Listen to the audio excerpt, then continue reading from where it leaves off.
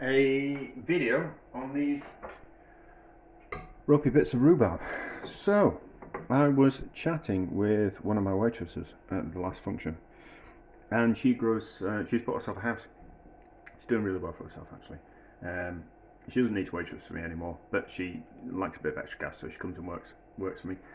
She's got a garden, and they're growing rhubarb, and she was like, I don't know what to do with it. They didn't want to kind of do sweet things, so they've made some rhubarb gin, and they didn't want to make any pickles. They're not like a pickly type of person, but they kind of didn't want to do sweet stuff. And I kind of said, oh well, you could turn the rhubarb into rhubarb wine.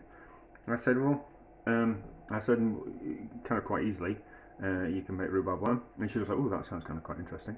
I said, yeah, you could ferment it yourself. I said, what happens is it goes through the fermenting process. It's fizzy.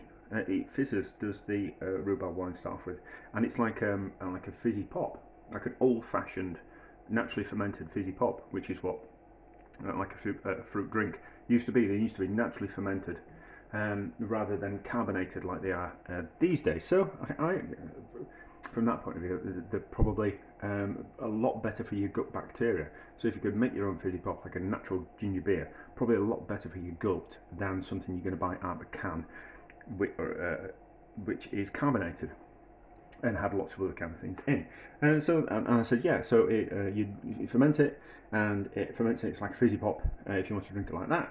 I said, and then it turns into alcohol. Or I said, and then it slowly turns into alcohol, and then the alcohol kills the yeast, and then you kind of had the wine. I said, and then if you leave it long enough, it turns into vinegar. And she was kind of like, I don't want to make vinegar. But she says, but could I make a fizzy, alcoholic wine? And I kind of said, well, kind of. It's not going to be very alcoholic, because as soon as it gets too alcoholic, it kills the yeast. So we were kind of talking about that, and I thought, that's kind of quite interesting. And then I kind of thought to myself, do you know, we've collected. I'll show you. I think they'll be dead now, but we just collect some grapes, squish them up in a jar, and then what happens is it naturally starts to ferment. If you leave it for a few days with the lid off and something plastic, something like a bit of cloth over the top and a rubber band to secure it. It naturally starts to ferment because of the yeast on the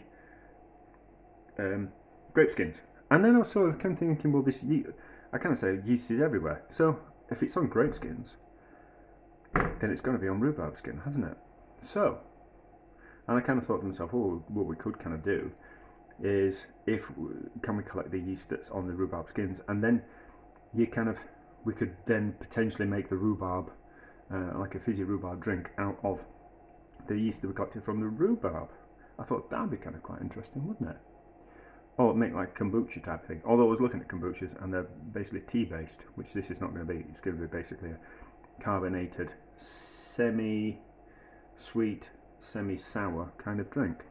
So, but I think this is forced rhubarb. I went to the market and it was at the end of the day, so it's a little bit ropey. So, but I need to taste it first. We need to kind of see if it's not too acidic, that it's gonna see if we just mash this up and put it in a jar like we did with grape skins. The acidity in the rhubarb will potentially kill any yeast that's on the outside of the plant, the stalk. So we need to kind of taste it first to see how acidic it is. So, chin chin.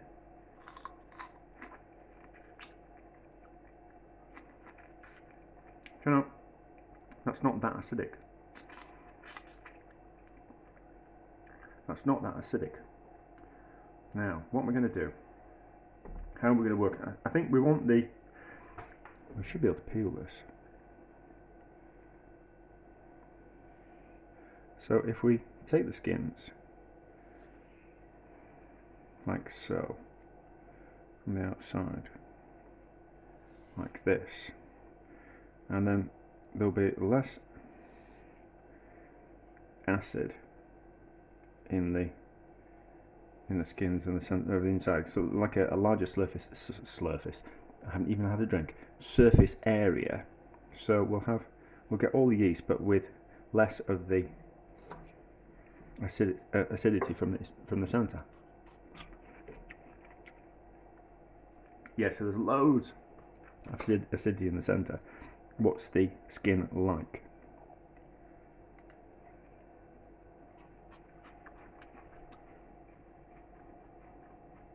Not that bad. Not that bad. Right, so what am I going to do with this? Let's, as always, I kind of think my way through things. So I'm not going to wash it because we don't want to wash off the yeast from the outside, do we? But there will be a little bit of dirt, but I'm not that bothered about that. It's some dirt, isn't it? You know, of course, there's bacteria everywhere. You know, it's not going to. It might poison me, but I'm willing to take that risk for the sake of a YouTube video. So we will. How am I going to do this? I should have more to think about this, shouldn't I? We need to combine that with some water and a little bit of sugar, just to kind of feed it.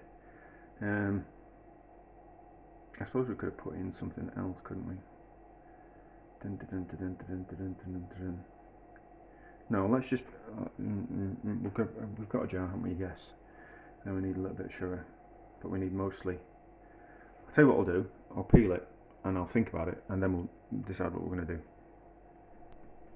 Right. So I have peeled the rhubarb. Doesn't that look pretty? Doesn't that look pretty in that jar? So that's the rhubarb without the peel. What we'll do is we'll chop that up, and I'll look at the ratios of sugar to liquid to rhubarb, and we'll turn that into some kind of rhubarb infused syrup, which will start the if this ferments. Yeah, is it fermenting? Yes, if it starts to ferment, and we collect some yeast, we'll use that to turn that into some kind of wine stroke drink type thing. So I reckon a little bit of water in there,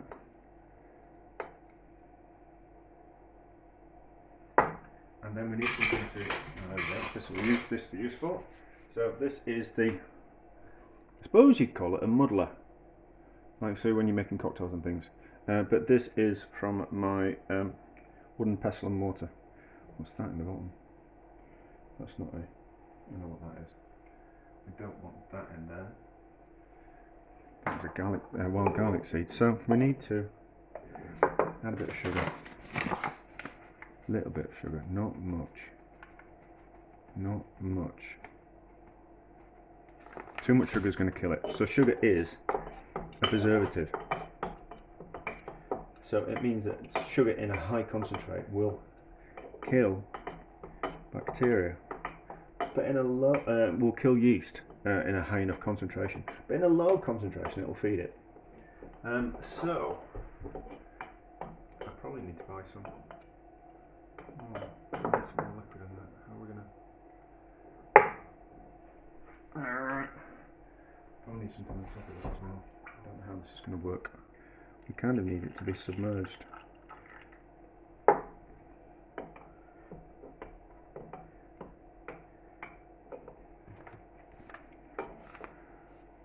And just enough. There should be just enough fibrous material in there and sugar to feed it. But this is not exact. This is not exact. Right, so.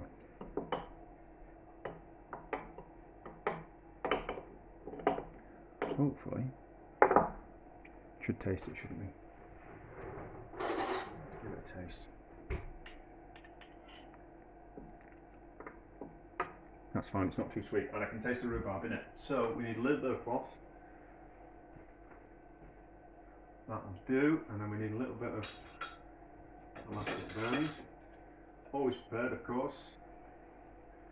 So then we need a little bit of cloth over the top so it can breathe, because it's a yeast and it needs to be able to breathe.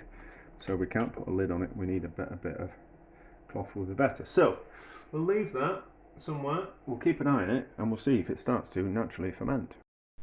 I bought myself some more rhubarb, and I've been pondering what I'm going to do. So I've taken, like I did before, I've taken the outside bits of the rhubarb off and I put them in that jar. So it's a little bit more concentrated, put a little bit more sugar in, a little bit more water.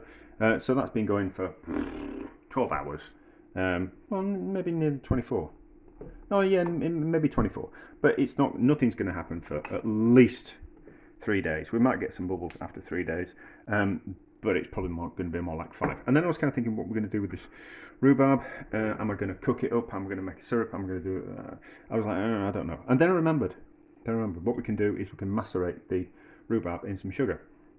So I was kind of thinking, if I'm going to be fermenting the rhubarb juice, I don't want it too sweet. I'd much rather edge on it being like a savoury drink that I'm going to make, not like cloyingly sweet. So I was looking up rhubarb wine, and it's basically a 1-to-1 ratio of rhubarb and sugar. Oh yeah, been in the garden, so no, I've been faffing around with thistles, so my thumb is dirty. It's clean. It's just stained with thistles. So a 1-to-1 ratio of rhubarb and then sugar, and then the amount of liquid. I've forgotten the amount of liquid because I'm not particularly interested in that. So, but I don't want that. So I kind of thought, what we'll do is do half that amount of sugar to rhubarb. And then I kind of thought, oh, what we can do is we don't need to cook it or anything like that. What we can do is we can just pour some sugar over the top of the rhubarb, and the sugar will pull out all the moisture from the rhubarb and make a syrup. So there is about 500 grams worth of rhubarb in there. So we're going to put in half that amount. So that's half of 500. Quick calculation in my head is 250. So shake that up so it goes down a bit further, but it will naturally go down. So as you can see, it's kind of going down to the bottom. We'll just give it a bit of a shake. We should have probably done that before and put the rhubarb in, but you know. So more sugar in, give it another shake down, and then what will happen over a few days, we'll keep it in the fridge. The sugar will pull all the moisture, most of the moisture out of the rhubarb, and it will create a rhubarb syrup, and then we'll use that syrup to make the wine, maybe, if this works. So that's probably too much. Anyway, you can see what I'm doing. I should have mixed that all and kind of put some sugar in before we started, but not to worry. What will happen is it'll start to pull out the moisture, and all the moisture will collect at the bottom of the jar, and then we can top it up with that remaining bit of sugar. But now we can add a little bit more. If it bubbles out at the top, it doesn't matter. But anyway, you get what I'm doing. You don't need to see anymore. We can be back when something interesting has happened, when that's turned into a syrup, or that's started fermenting. But if that doesn't work, then this is a video on making a rhubarb syrup. So it's been a week. This doesn't look like it's fermenting at all. Or is it? No, it's got some bubbles around the top, but that might just be it rotting. There's no fizziness there. Where is there? No, I think there was probably some yeast on the picklings from the outside of the rhubarb, but I think the acidity of the rhubarb will have killed the yeast. What does it smell like? No, it's smelling more like a sauerkraut more than anything else. I don't want to taste it. It's got some bubbles around the top though, but that might just be. I didn't. What's that down the bottom there? No, that's just a gap in the rhubarb. No, it doesn't look like it's fermenting. So I'll keep it for another few days, and we'll kind of see. So there might be an update to it, but I don't think that's starting to ferment. But let's just taste this rhubarb syrup. That's the spoon I used. So this is the rhubarb. So the sugar's pulled all the moisture, well, a lot of the moisture out of the rhubarb. So the rhubarb's really shrunk. You can kind of see that. What does it taste like? That's delicious. That's delicious. I'll make some cordial out of that, I think, or I'll use it as a cordial. I think, what does the rhubarb taste like?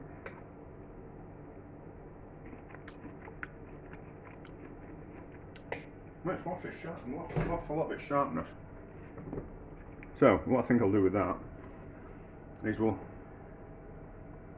pour off the liquid, use that as a cordial, and then we'll add some more sugar to that, and then it'll dry even more the last of the moisture from the rhubarb, and we can then use that as a bit of a cordial as well. But anyway, so it didn't work, not to worry, but we made a nice rhubarb syrup. Right, so 2 days later, after I decided the experiment was over, I think that rhubarb has started to ferment. Only thing is, I started drinking the syrup out of that, so we can't do anything with that syrup. It's very nice actually. Just had it. It's quite hot at the moment, but it's nice over some ice with a bit of water. So if we just look here, we'll just see that we're getting bubbles. Can you see the bubbles there?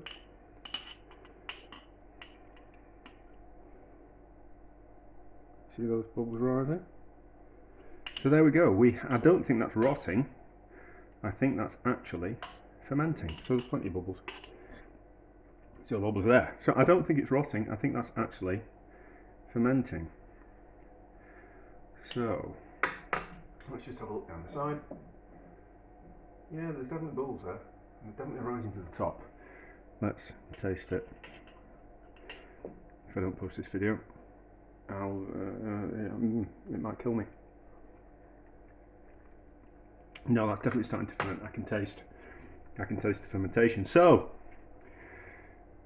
that works. We can collect yeast from the outside of, well, the rhubarb skins, essentially.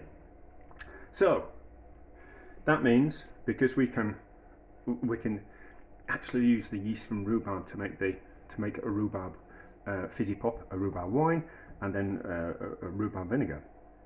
That's fascinating from my point of view, but it's just exactly the same as ways you make grapes, you make wine. Well, no, it's not the yeast that's on the grapes, it's the yeast that's in the place where they make the wine. That's where they collect the yeast from. It's not actually on the grapes, although you can collect the yeast from the grapes. But when you're making wine, it's actually from the place where they're making the wine. It's just naturally present in that kind of area. They're quite, some of the wine manufacturers in the world, they're kind of quite funky places, and it's because it's the natural yeast. But it is a yeast that's evolved over time rather than something you just kind of pluck out of the air, that's what that is. But that's interesting, it does work. But it's taken about 2 weeks. It's taken about 2 weeks for that to start fermenting. So that might be down to, it might actually be from the yeast that's on the rhubarb, but it might actually be from the yeast that's naturally fallen into that. So kind of, when I've taken the top off, air has circulated, air gets in there, rests on the top, like you do with sourdough. So a sourdough is collected from the air, the yeast for the sourdough. But anyway, so interesting. And if I do at some stage want to have a go at making some rhubarb fizzy pop, and then rhubarb wine, and then rhubarb vinegar, that's how it started off. So a success.